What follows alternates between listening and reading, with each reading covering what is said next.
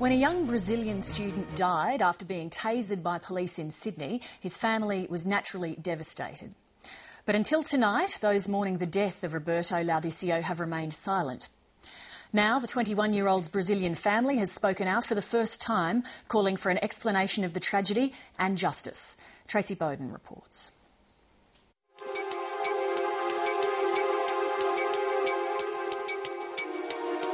The huge metropolis of Sao Paulo, Brazil, the city that Roberto Laudisio Curti called home.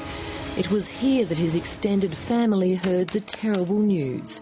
Thousands of kilometres away, the 21-year-old student had died on a Sydney street after being tasered by police. Security cameras captured the final moments of his life. Roberto was chased by 6 policemen. And they didn't catch him, so what they did, they sprayed capsicum, and not enough, tasered him 3 times. Why? It's really difficult. I really think it's a tragedy in my life, actually my first tragedy. And I think I have just to keep going. I think he didn't deserve it. Eduardo Laudisio grew up side by side with his cousin. He was for me like my brother, because unfortunately he lost his parents early, so we got so close, and because of this, almost everything we did together in our lives. The events leading up to Roberto's death are unclear. It started as a fun evening out with friends, but just before dawn he was in the city alone. What happened next will be explored in a coronial inquiry. But shortly after 5 a.m, police were called to this convenience store in King Street. These images show a man trying to get behind the store's counter. Staff later told 7:30 the man appeared agitated. Soon after, another security camera showed the police pursuing Roberto around the corner in Pitt Street.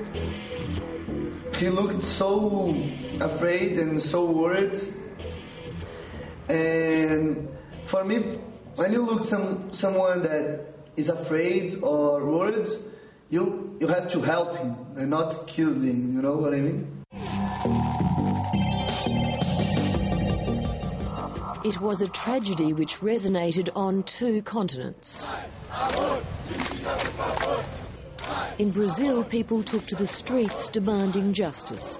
Outside the Australian consulate, they protested with biscuits after claims their friend had stolen a packet from the convenience store. In Sydney, friends and supporters gathered at Bondi Beach to remember their friend. I want to say, as an Australian, Roberto, I'm very sorry for the way that you died. In the days after Roberto's death, there was much speculation and many questions. Where had he been that night? Was he on drugs? Why was he tasered? Yet those who knew him best, his friends and family, had little to say. So far, people just refuse to talk. So even when you ask, well, can you please talk about him as a friend, and it's hard to get any information on the records. It was only after months of negotiations that Roberto's uncle in Brazil agreed to speak to 7:30 about his much-loved nephew. 6 cops versus a boy. 6 cops chasing him. Easy catch. His biggest fear is a lack of transparency in the investigations. We don't know the names of the 6 cops who chased him. We don't know the names of the cops who tasered him. Roberto Laudisio Curti was just like the tens of thousands of students who come to Australia to study English and enjoy the lifestyle.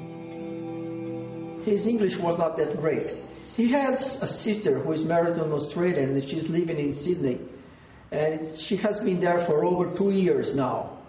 So the sister invited him to come and live with her in Australia while he was studying English. Living with his sister and brother-in-law in Balmain in Sydney's inner west, Roberto was studying English and helping out at a local cafe. He was very friendly. Obviously the language barrier, but you could tell he really wanted to learn more, and he wanted to learn about, working here, and wanted to learn a skill. Did you get any sense that he was partying a lot?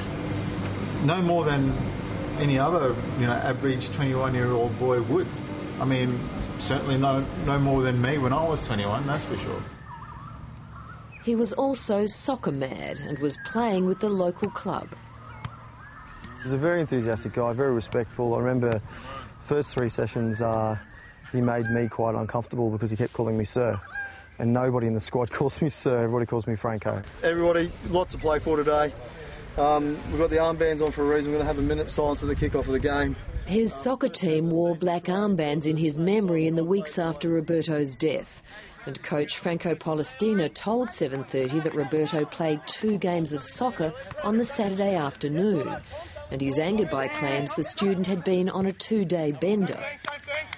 He was with us from 11:45 or so, the guy said. He got there till we disbanded as a group at 6:45 and didn't show any signs of being, hungover or on anything. He didn't show any of those sorts of signs.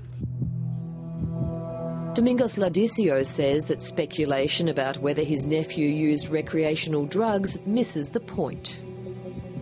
I don't know if Roberto has taken drugs or not, but if he had, that does not justify at all to be killed by police.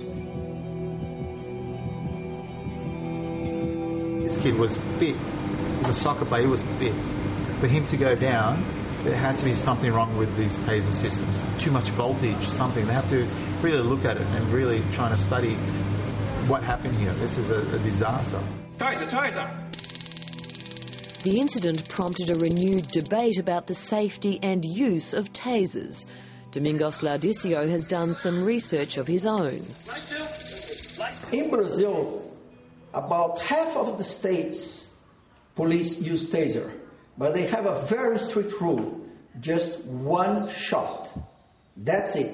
No more than 1 shot. And second, just the cop who is in the command, not all the cops. Roberto Laudisio's body underwent an autopsy in Sydney, and it was 4 long weeks before the family could return him to Brazil and say their final farewells.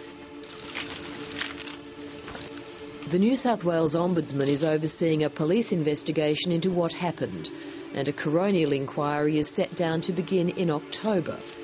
Roberto Laudisio Curti's family says all they can ask for is justice. I expect that everybody who are going to deal with this incident with Roberto to demonstrate that they can be trusted, to demonstrate that they have integrity, and to demonstrate that they are fair. That's what I expect. Tracy Bowden reporting.